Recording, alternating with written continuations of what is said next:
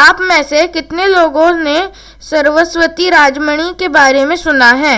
अधिकतर लोगों ने उसके बारे में कभी नहीं सुना है, जबकि वे आजाद हिंद फौज के लिए सबसे कम उम्र वाली महिला गुप्तचर थी।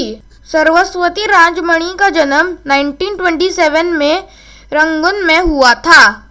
बात 1942 की है। नेताजी आजाद हिंद फौज के लिए स्वयंसेवक और धन की व्यवस्था करने के लिए रंगून आए हुए थे। 15 वर्ष की राजमणि ने भी उनका भाषण सुना। राजमणि पर उनकी इस भाषण का इतना प्रभाव पड़ा कि वह अपने घर जाकर अपने सारे सोने, चांदी और हीरे के गहने लाई और आजाद हिंद फौज को दान कर दिया। जब यह गहने दान करने वाली बात नेताजी के सामने आई तो उन्हें लगा कि शायद राजमणि ने अपने बाल सुलभ व्यवहार में यह दान किया है। नेताजी स्वयं वह गहने लेकर राजमणि के घर पहुंचे और उन्हें यह गहने वापस लेने के लिए कहा, परंतु राजमणि ने स्पष्ट मना कर दिया। उनके दृढ़ निश्चय और देशभक्ति को देखकर नेताजी ने कहा, लक्ष्मी आती जाती रहती है, परंतु सरस्वती नहीं, और मुझे इस बेटी में सरस्वती का वास दिख रहा है। तब से राजमणि सरस्वती राजमणि बन गई। सरस्वती राजमणि और उनकी 4 सखियां आजाद हिंद फौज में जुड़ना चाहती थी। नेताजी भाषण से प्रभावित होकर इन सब में देशभक्ति की लौ जल उठी थी और ये सब भारत की आजादी के लिए अपना योगदान करना चाहती थी। राजमणि के पिताजी और अन्य लड़कियों के घर वालों ने भी इन्हें नहीं रोका। नेताजी ने इन सबको आजाद हिंद फौज की रानी झांसी रेजिमेंट में गुप्तचरों की तरह शामिल कर लिया। इन सब का कार्य था आजाद हिंद फौज के लिए सूचनाएं एकत्रित करना और इन सूचनाओं और जानकारियों को एक जगह से दूसरी जगह सुरक्षित ले जाना। इन 5 लड़कियों ने लड़कों का भेष बनाया और ब्रिटिश सेना के शिविरों और अफसरों के घरों पर नौकर की तरह यहाँ छोटे मोटे काम करना आरंभ कर दिया। ऐसा उन्होंने इसीलिए किया ताकि अंग्रेजों से जुड़ी छोटी मोटी जानकारियाँ एकत्रित कर सके और उसे आजाद हिंद फौज तक पहुंचा सके। 2 वर्ष तक सब कुछ ठीक ठाक चलता रहा। 5 लड़कियां अंग्रेजों की जानकारी आजाद हिंद फौज तक पहुंचाती रही।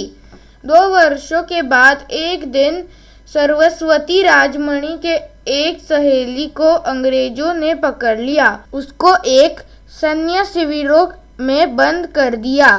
सरस्वती राजमणि बहुत साहसी और होशियार थी। उन्होंने अपनी सहेली को बचाने के लिए योजना बनाई। योजना के हिसाब से उन्होंने एक नर्तकी का रूप बनाया और एक समारोह के दौरान उस सैन्य शिविर में घुस गई जहां उनकी सहेली बंदी हुई थी।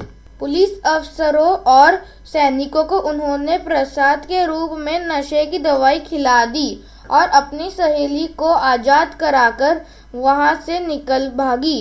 जब यह दोनों भाग रही थी तो एक सिपाही ने गोली चला दी। गोली से सरस्वती राजमणि के पैर में घाव हो गया, परंतु वे दोनों रुकी नहीं और वहां से निकल भागी। उस गोली के घाव से राजमणि को पूरे जीवन के लिए थोड़ा लंगड़ा कर दिया था, परंतु उन्हें कभी भी उस बात का कोई पछतावा नहीं हुआ।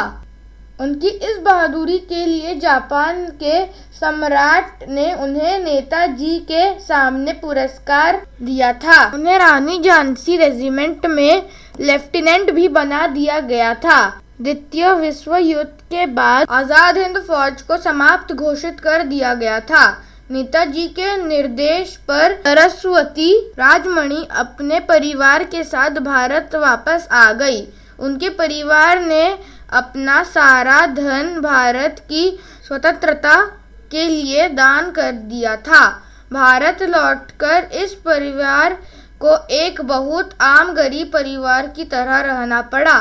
यहाँ तक कि उनके परिवार के बारे में किसी को पता तक नहीं था। इसके बाद 2005 में एक समाचार पत्र ने सरस्वती राजमणि के बारे में खबर छापी कि कैसे वे एक छोटे से कमरे के मकान में अपनी स्वतंत्रता सेनानी पेंशन के जरिए कठिनाई से जीवन यापन कर रही है।